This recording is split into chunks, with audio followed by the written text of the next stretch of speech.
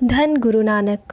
एक दिन भाई मर्दाना जी ने गुरु नानक देव जी से कहा कि गुरुजी, आप कहते हो परमात्मा कण कण में है, लेकिन फिर भी वह परमात्मा हमें दिखाई क्यों नहीं देता। मर्दाना की बातों को सुनकर बाबा नानक ने मर्दाना से कहा कि जब हम कोई दूर की चीज़ को देखते हैं तो हमें पूरा ध्यान उस पर लगाना पड़ता है। जब हमारा ध्यान अच्छी तरह से लग जाता है फिर हम उस चीज़ को देख पाते हैं। जब हम दुनिया की सभी चीज़ों की तरफ से ध्यान हटाकर परमात्मा को देखने की कोशिश करेंगे तो ही हम परमात्मा को देख पाएंगे। गुरुजी की बात सुनकर मर्दाना ने कहा, गुरुजी, मैं ध्यान लगाने की बहुत कोशिश करता हूँ, लेकिन मुझे सफलता नहीं मिली। आप तो सब जानते हो, आप मेरे ऊपर कृपा करो कि मैं अपने अंदर उस परमात्मा को देख सकूं। गुरुजी ने भाई मर्दाना से कहा, भाई मर्दाना, आपने ऐसे लोग देखे हैं जो सिर्फ अपने अनुभव से ही खरबूजे को देखकर बता देते हैं कि वह मीठा है या फीका। आपके अंदर भी वही ताकत है। आप ध्यान लगाने की कोशिश करो, आपको भी अपने अंदर परमात्मा ज़रूर नज़र आएंगे। भाई मर्दाना बोला, गुरुजी, आप तो जानते हो मैं रोज़ परमात्मा के भजन गाता हूँ, रवाब भी बजाता हूँ, उसके बाद भी मुझे ईश्वर नज़र नहीं आ रहा। मर्दाना की इस बात को सुनकर बाबा नानक ने कहा, भाई मर्दाना, आप शब्द गाते हो, रवाब भी बजाते हो, सरगम भी गाते हो। आपके सामने कोई शब्द गाता है या रवाब बजाता है तो आप अपने अनुभव से बता सकते हो कि वह कौन सी सरगम या कौन सा शब्द गा रहा है। भाई मर्दाना कहते हैं, गुरुजी, इसमें कौन सी बड़ी बात है, यह तो मेरा अनुभव है और मैं अपने अनुभव के अनुसार ही बता सकता हूँ। तब बाबा नानक बोले कि ठीक है, यह आपका अनुभव है, आप अपने अनुभव के अनुसार ही सब बता सकते हो। इसी तरह मर्दाना, अगर आप परमात्मा का नाम प्रेम भाव से लोगे तो वह परमात्मा भी आपके चेतना में बैठ जाएगा। मर्दाना बोले, लेकिन गुरुजी, संगीत तो मेरे चेतना में बैठ चुका है, पर ईश्वर नहीं, वह कैसे मेरे चेतना में आएगा। बाबा नानक ने मर्दाना से कहा, अब आप सो जाओ, सुबह आपको इसका जवाब मिल जाएगा। अगले दिन सुबह बाबा नानक ने एक पत्थर मर्दाना को दिया और कहा, इस पत्थर को नज़दीक वाले गांव में जाकर बेचकर कुछ खाने का इंतज़ाम करो। गांव में एक सुनार था जिसका नाम सालस राय था। सालस राय के नौकर ने उनसे पूछा, मालिक, आपके पास अनमोल हीरे पत्थर मोती हैं, आप उनको देखते ही उनकी कीमत का अंदाज़ा कैसे लगा लेते हो। मैं भी आपके साथ ही रोज़ यहाँ बैठता हूँ, लेकिन मुझे आज तक यह अनुभव नहीं हुआ कि आप ये कैसे कर लेते हो। सालस राय बोला, इसमें कौन सी बड़ी बात है, यह सिर्फ अनुभव की बात है।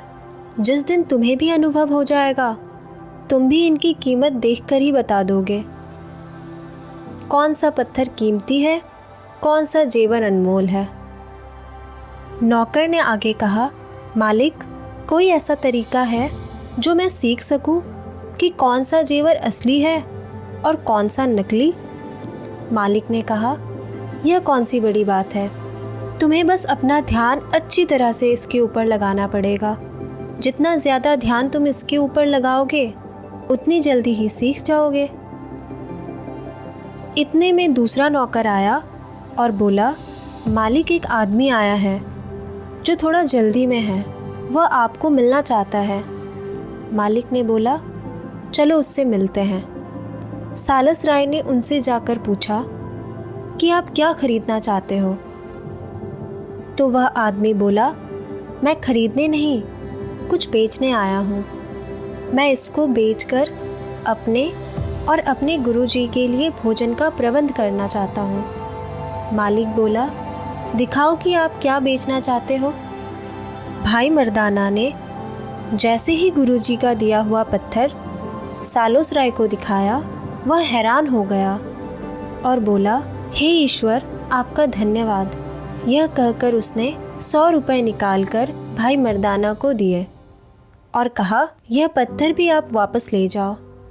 भाई मर्दाना बोले, मैं यह पत्थर वापस कैसे ले जा सकता हूँ, क्योंकि आपने तो इसके बदले मुझे 100 रुपये दिए हैं। सालस राय बोला, नहीं नहीं, यह इस पत्थर की कीमत नहीं है। मैंने पैसे इसलिए दिए हैं कि आपने मुझे इस कीमती पत्थर के दर्शन करवाए हैं। मेरे गुरुजी ने मुझे यह सिखाया है कि अगर आपको कोई ऐसी चीज़ दिखाए जो अनमोल हो, जिसकी कोई कीमत ना हो, उसको देखने के भी पैसे देने चाहिए। भाई मर्दाना बोला, जब मुझे गुरु नानक देव जी ने यह पत्थर दिया था तो मैंने यह सोचा था कि किसी अमीर आदमी को मैं पत्थर दे दूंगा और बदले में वह हमारे खाने का प्रबंध कर देगा। जब मैं इस पत्थर को बेचने गांव में आया तो सबसे पहले मुझे एक सब्जी वाला मिला। मैंने उससे कहा कि इस पत्थर के बदले मुझे आप क्या दे सकते हो। उसने बदले में मुझे थोड़ी सी सब्जी देनी चाहिए। फिर मैं एक मिठाई वाले के पास गया, उसने भी यही कहा कि मैं इस पत्थर के बदले आपको थोड़ी सी मिठाई दे सकता हूँ। इस तरह सब ने अपने अपने हिसाब से इस पत्थर की कीमत लगाई। अब भाई मर्दाना पत्थर वापस लेकर गुरु नानक के पास पहुँचे। भाई मर्दाना जी ने वह पत्थर और पैसे निकालकर बाबा नानक जी के सामने रख दिए और कहा, गुरुजी, मैं जिसको एक मामूली पत्थर समझ रहा था वह तो एक कीमती जेवर निकला। भाई मर्दाना जी ने सारा वाक्य बाबा नानक जी को बताया। बाबा नानक जी ने कहा, भाई मर्दाना, यह सब तो देखने वाले की नज़र में है। तुमने बहुत सारे लोगों को यह पत्थर दिखाया, लेकिन इस पत्थर की कीमत सिर्फ उस सुनार को पता थी। इसी तरह भगवान को देखने वाली भी कोई कोई आँख ही होती है। हम भी अगर परमात्मा को अनुभव करने वाली दृष्टि पा लेंगे तो हम परमात्मा को ज़रूर देख सकेंगे। दोस्तों, हम सब ने अपने मन में परमात्मा की कोई ना कोई छवि बनाई हुई है। यह छवि किसी पेंटिंग या मूर्ति के रूप में भी सामने आती है। परमात्मा के निराकार निर्गुण स्वरूप की कल्पना करना हमारे लिए बहुत कठिन है, इसलिए हम उसे आँखों से देखने की कोशिश करते हैं। हम भगवान को एक भौतिक या सगुण रूप में ही देखने का प्रयास करते हैं। दोस्तों, जाते जाते मैं आपको ये भी बताना चाहूँगी कि गीता में भी भगवान श्री कृष्ण जी ने बताया है कि किस तरह इंसान ईश्वर के दर्शन कर सकता है। श्री कृष्ण जी ने कहा है कि तुम इन भौतिक नेत्रों से मेरे ब्रह्मांडीय रूप को नहीं देख सकते, इसलिए मेरे राजसी ऐश्वर्य को निहारने के लिए मैं तुम्हें दिव्य दृष्टि प्रदान करता हूँ। आगे श्री कृष्ण जी ने ये भी कहा है कि उनकी दिव्यता को देखने के लिए भौतिक आँखें कभी सक्षम नहीं हो पाएंगी। हमें उसे दिव्य दृष्टि से देखने की ज़रूरत है। तो दोस्तों, आशा करती हूँ कि आपको ये वीडियो पसंद आई होगी और आपने इस वीडियो में कुछ ना कुछ ज़रूर सीखा होगा।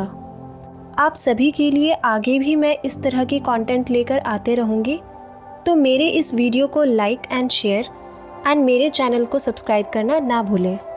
मिलते हैं नेक्स्ट वीडियो में। तब तक के लिए अपना ख्याल रखें, खुश रहें। बाय।